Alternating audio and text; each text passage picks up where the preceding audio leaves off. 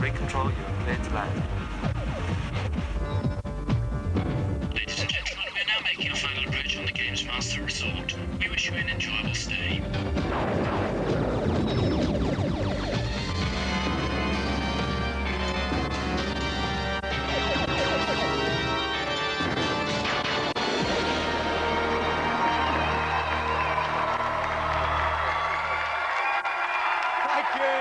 Oh, you're too kind.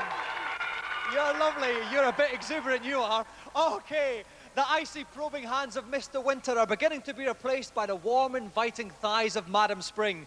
And out here on Europe's only video games resort, our holidaying minions are enjoying a slightly warmer front than usual, thanks mainly to the man who warms anyone's cockles given half a chance, the GamesMaster. Hello. You must forgive me if I appear a little peevish this evening. My hemorrhoids are playing up something rotten on these dank steel structures. Oh, well, enough grumbling. We commence the evenings with a noble challenge on Axe Razor.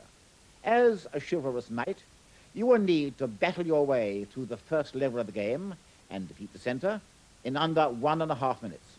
Unsheath your sword. And whiling away the seconds on this hack and slash is Jamie Spencer from Finchley.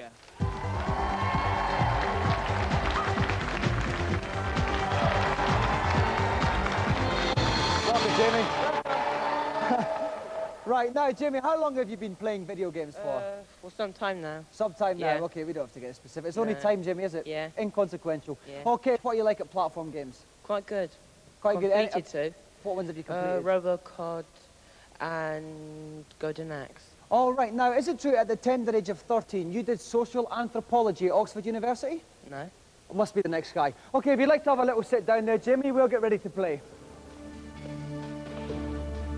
And tonight's man with all the answers is Keith Pullen from the Nintendo Hotline. Welcome, Keith. Hello, thanks. Okay, now, I've got a feeling Jamie's in with a shout here. Can you give him any tips to help him on his way? Obviously here at speed, he's just got to try and avoid everything he can and go for it. Right, really rather than taking the time to actually slash them. Just go for it. Okay Definitely. then, Jamie, are you ready? Yeah. Then off you go. Okay, here goes Jamie. Okay, he's got to try and avoid those. That's right, he doesn't want to waste time hacking and slashing them, but he's got to keep a careful watch on his energy in the top left corner of the screen. Okay, he's going okay now. He's got to try and avoid that firefly. He's got to he's jump taking over the too many brambles. hits. Okay, and jump up these steps here. He should come across an energy ball in a minute if he hits that energy ball. If he hits the face there, a lock will come out the right Hit it 3 side. times, out comes Jamie's log, and off he goes. Okay, he's going quite well now. He's got 5 blue energy If bars he hits left, that energy ball, they get all his energy back. and That's he's good. up to full energy again. When all the Okay, bars avoid turn the red, he's werebear. dead. Here he Down goes the on the death death slide. slide. Okay, another werebear there. Here. We have had, he's got 52 seconds left. No, he's got to watch his energy. Got to try and save Now, as what's much this tree as gonna he do here, can for the Keith? central. Now, if he stays on the hands, okay, they will take him across the brambles. He'll be safe there. Okay, he's got 41 seconds left. He's doing it right for time, Keith. He's almost there. He's doing very good for time, I think. He's Okay, almost he's there now. got 6 energy bars left. We can see beside enemy the number of energy bars the centaur has. It's quite considerable. Okay, What sort of tactics should he be using here? The thing here is he's got to watch out for the lightning. Now, when his spear flashes at the top, that means that he's going to fire lightning. He's got to watch out for that, and also watch out for the spear. He's only got 18 seconds left. It's going to be very now he's close. gotta be He's careful doing here. well, He's but gotta he's go got in. to He's hack gotta away there. attack. He's only got 13 seconds left. He's got about 10 more bars left of this He's got to be central. quicker. He's got to be quicker here. Oh no, he's going to watch. He's backing into him. No, This he's centre's got to backing hit him at the He's front. only got 5 seconds left. 4. He's got to hit him. He's got to 3, go in. 2, He has to go in now, 1. quick. Time out. Time out. With only a few bars left on the centre, Jamie's time has run out and his challenge is over. Round of applause for Jamie.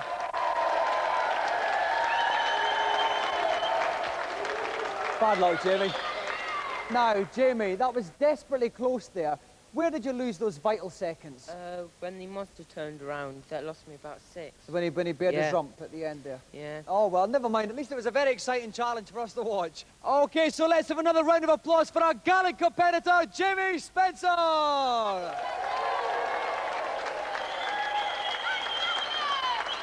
While Auntie Marisha mops up the tears of another crestfallen campaigner, we'll take a look at this week's reviews.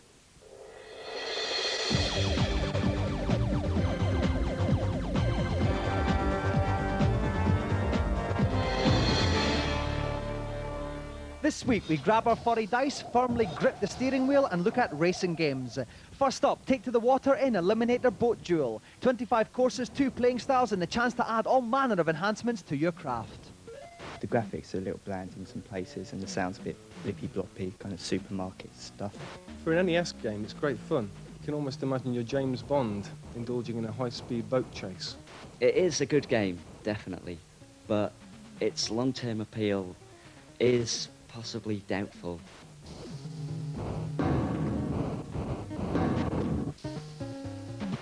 Next up, the Mega Drive conversion of the stunning NES game Micro Machines. 27 tracks of, gosh, isn't my vehicle small action. Like a lot of Mega Drive games, it is a bit easy. And in one player, I wouldn't expect it to last more than a couple of days. If you've got a mate with you most of the time, then it's a worthwhile purchase. I'm convinced it's a major contribution to the amount of fun you can have with your Mega Drive.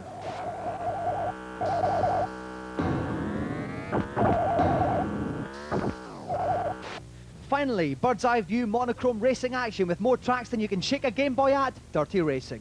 Everything about the game really just shrieks average. The graphics and the sound and the playability, it is just enjoyable, yeah, but very typical. The tracks are too thin, the cars are too wide. You don't really want to be caught playing this game, it's just complete cack.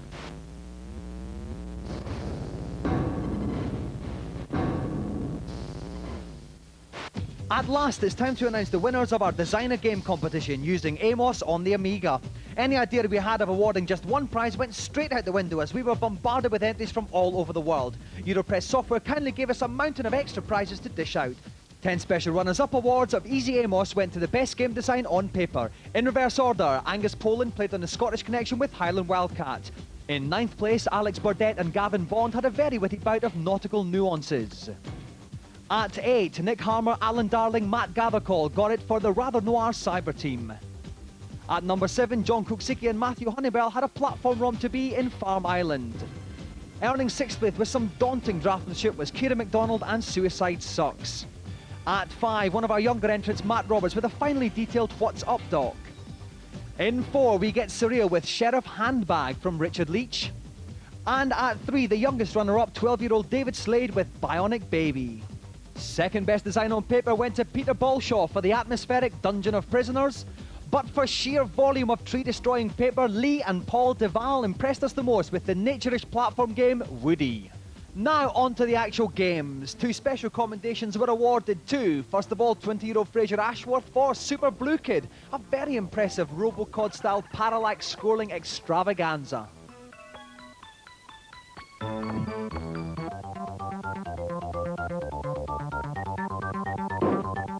Also commended was Stellar Escape, a Xenon 2 type shoot-em-up sent all the way from Spain, produced by Jose and Alberto Ruiz, Juan Anilo and Francisco Just.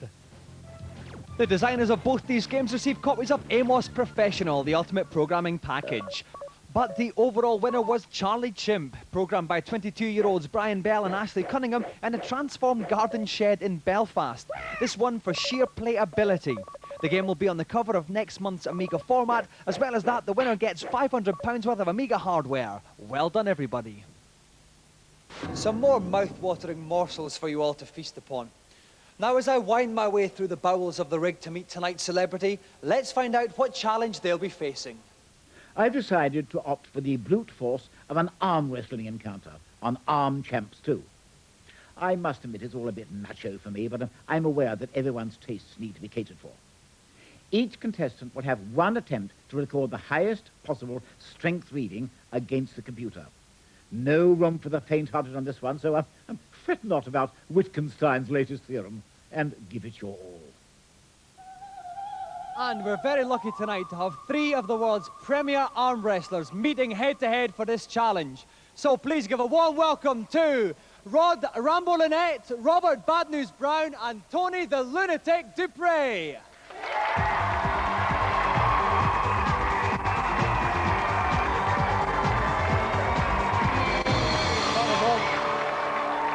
All right, Robbie.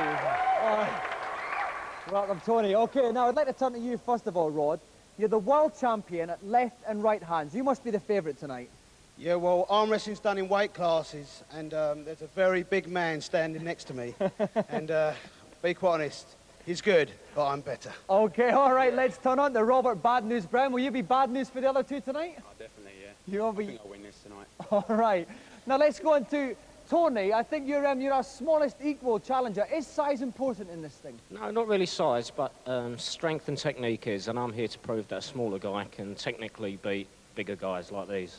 Okay, well, just to give you at home an indication of how strong these guys will be, I'm going to pick a volunteer from the audience, get them down there, and see how well they do, okay? So I'll pick one completely at random. You, in the long blonde hair, white T-shirt, would you like to come down? Let's have a round of applause for our volunteer.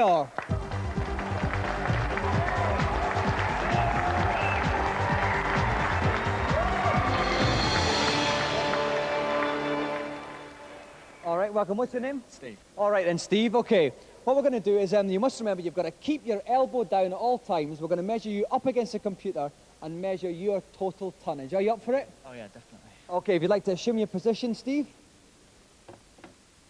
You get 8 seconds, Steve. Just push as hard as you can for the 8 seconds, and it'll register your strongest tonnage. That's it, Steve. Keep going. Come on, Steve. That's it all the way, Steve. No, yes. Yes. Nice one, Steve.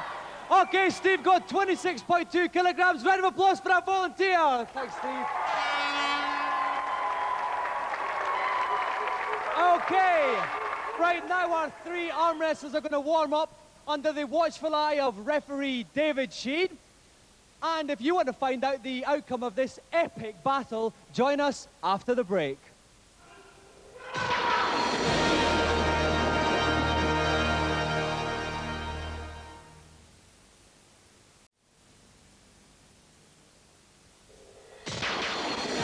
Welcome back to GamesMaster, where we're at the start of the unofficial World Arm Wrestling Championships on the arcade game Arm Champs 2. We have got Rod Rambo Lynette, Robert Bad News Brown, and Phil the Lunatic Duray here challenging for the title. With me in the commentary box is CVG's Tim Boone. Welcome, Tim. Hi, Dominic. Now, Tim, there's not much we can tell these blokes about arm wrestling, but have you got any tips from the arcade game point of view? Sure. First thing to remember is that this machine has no respect whatsoever for size. Doesn't care how big you are.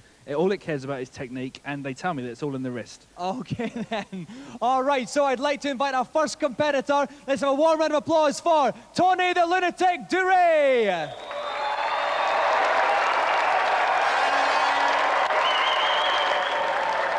Okay, so here goes Tony mentioning our friends from the crowd are going wild. Tony's got a lot of fans here. Here's the robot, Tim. He's got to push as hard as he can for 8 seconds. Absolutely, yeah. The computer's going to measure the amount of pressure that he can put on that arm. Okay, oh my word, he's got too strong to measure. Oh dear. Round of applause for Tony Duray. Okay, now please welcome Robert Bad News Brown.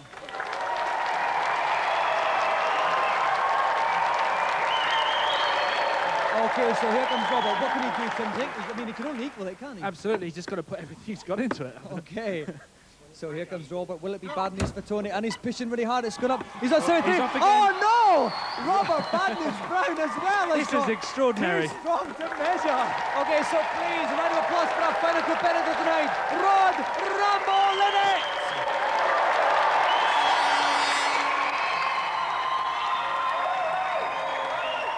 This machine is doomed.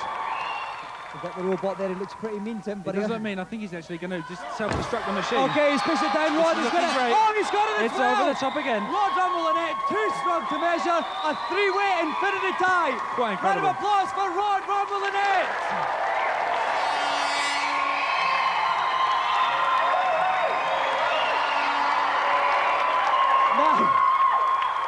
Now, this is all rather strange to us. It's the first time we have ever had 3 people completely trounce. I mean, it's just a brilliant example of brawn over technology. Did any of you find it difficult in the slightest? Powered for it, powered for it. Too easy. Okay. Now, listen, just imagine that the scale had been larger. Who would have won then, on the strength of today? Well, the lightest guy, as I said, I proved it. I've done these guys. It's as simple as that. And Rob, the final word from you? The super heavyweight would have won it. That's me. Okay. All right, well, you don't need to disagree any longer because for the first time in GamesMaster's short but sweet history, it's a 3-way tie, so we need 3 golden GamesMaster joysticks.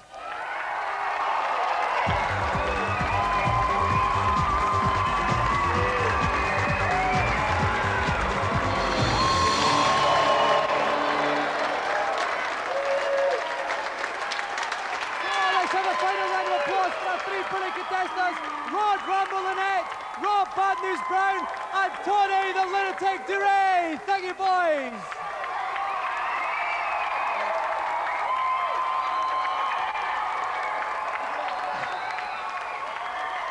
All right, it's going to take us quite a while to recover from that. These boys obviously don't need any tips, but there's a lot of people at home who do. So now it's time for the consultation zone.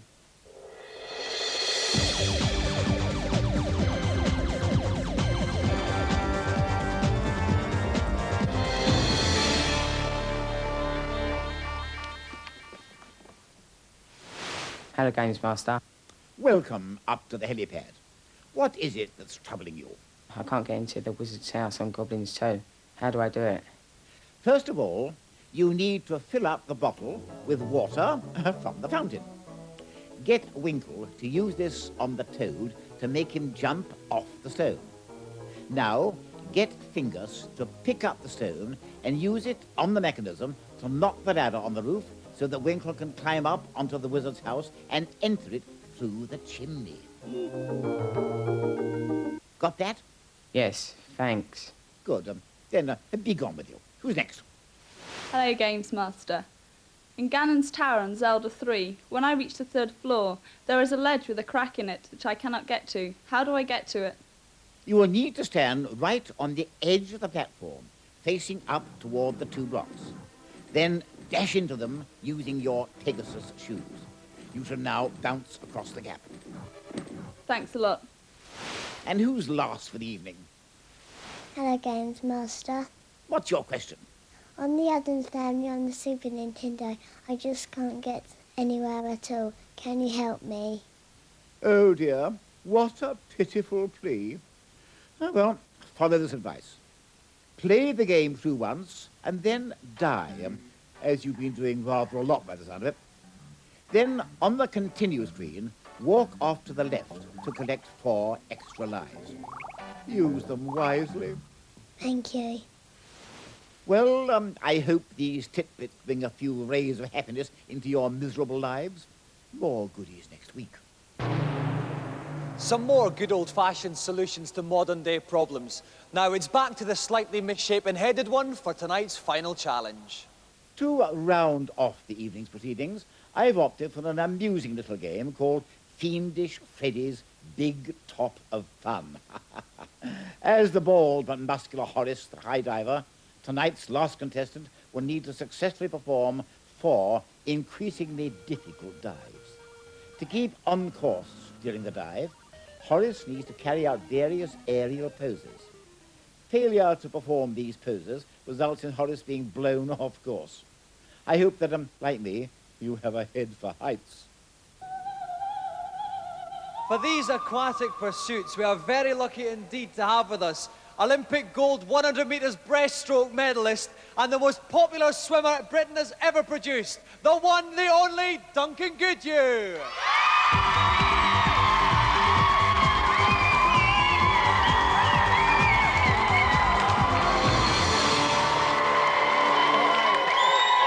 Okay, thank you. Now, Duncan, I must ask you, are you enjoying your stay on the resort? Oh, it's great. Getting here was a bit of a problem. Listen, I'm really sorry about that. Thank you very much for agreeing to actually swim all the way out. It was very kind of you. Well, I know the budgets are tight at Channel 4, so anything I can do to oblige. Thank you very much. Now, you're playing a diving game in preparation for your journey back, I might add. How do you fancy your chances at it? I don't think any diver, self-respecting diver, will talk to me for the rest of my life. Well, we've got no self-respect on this show anyway.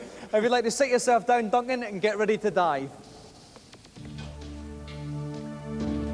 Joining me at poolside is Renegade's favourite boy, Tom Watson. Welcome, Tom. Good evening, Dominic. Now, so Duncan's got some quite complicated stuff here. Any guidance for him? Well, the stunts he's got to perform are shown in the top left-hand corner of the screen. He's got to make sure he puts in those stunts on the way down, otherwise Fiendish Freddy will appear on a jetpack to try and blow him off course. Right. Duncan has 4 dives into increasingly smaller targets. If he misses the target, it's a arrivederci Duncan. Duncan, are you ready? Yeah, I reckon so. Then off you go with your first dive. Okay, here we have Horace. Climbing up, he started his first dive here. Off he goes. Now Duncan's waggling the joystick, Dominik, Now to it says keep him on target. He's into pike, he's done the pike. That's fine, he's done that, okay. We'd like to see a swan dive. We'd like to see a swan dive. That's a straight up on the Straight joystick. up. Oh no, he didn't. There's Freddie trying to push him off, but he gets in. He gets into the dive. Now he's got to do a ballet, which is bottom left here. He's right on top of the target now. He's about to go into straight the up with the target. He's done it. He's done it. He's got the first dive. Didn't put in the dive required, but still enough stunts, I think, to get through it. That's right. Now the target's a bit smaller here, Tom. It's a smaller basin. He's got to be a bit more careful. Well, that's right. We've gone from a half butt to a bucket, so Duncan's really got to be spot on here. And off he goes. Okay, and he's a bit higher up now. Okay, he's twisting. He's going to do a yoga, which is left. He's going to hit left and fire. Hit left. Oh, he did it. A lovely little yoga there. Absolutely spot on. Beautiful, mind-bending. Now he's got to do a pike. Well, he'd better get into the pike quickly. Upright. Here comes Venus Freddy. Well, that's a king tut, not a pike. It'll do. But he's well off target. He's got to get back on the target here. You can see in the bottom left-hand corner, he's coming back over the target. I think he's going to do it. Yes, he's done it. Into the second bucket. We can see his arm aloft in triumph there. You can see the target in the bottom left-hand corner of the screen. His little cross over it, which shows how much he's on course. If that cross wavers, he's got to get back on target. And here goes Horace. Okay, the first dive is a ballet. So he's which is bottom left. He's tumbling nicely. He's a bit off target. He wants to get back. Now, when it flashes, that's when he's got to do it. Oh, he hasn't done it. I think he's gone in a dive bomb instead there. Well, let's just see him get back on target. That's really what he's got to do now. You can see the cross. It's quite far off the left. Down. He's got to do another ballet, which is bottom left. He's done a ballet. Beautiful ballet. Now he's off target, though. And those bottom right here for the nose almost there. He's better get into it. Oh, he's going to go back to the left. He's going to miss it. He's going to go back to target. Absolutely oh, perfect. No, he missed it. Oh, missed it. Target splattered into the ground, which means, unfortunately, Duncan Goodhue's challenge is over. Round of applause for Duncan.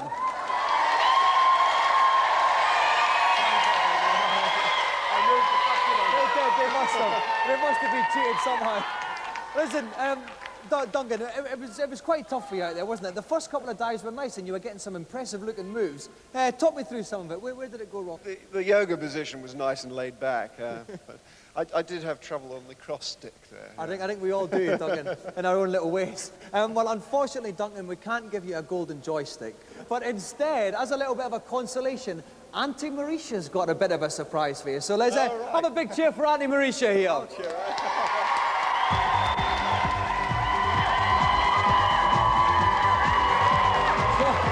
There you go, Duncan. You can take whatever takes your fancy from that one.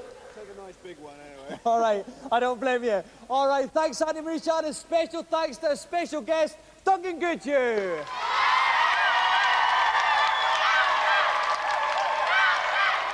Well, sadly, we've reached the end of another show. It's goujon of cod on the menu tonight, so we're off to whip up a white sauce for that, and we'll see you next week. Good night.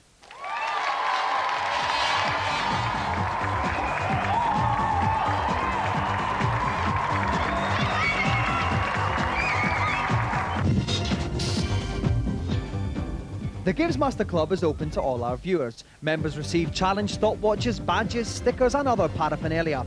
To join, send a cheque or post order for £11.15 to the GamesMaster Club, PO Box 91, London E14 9GT. Or if writing's too much of a strain for you, you can call 0891 600 123. Calls cost 36p a minute cheap rate and 48p a minute at all other times. You must have permission before you make the call.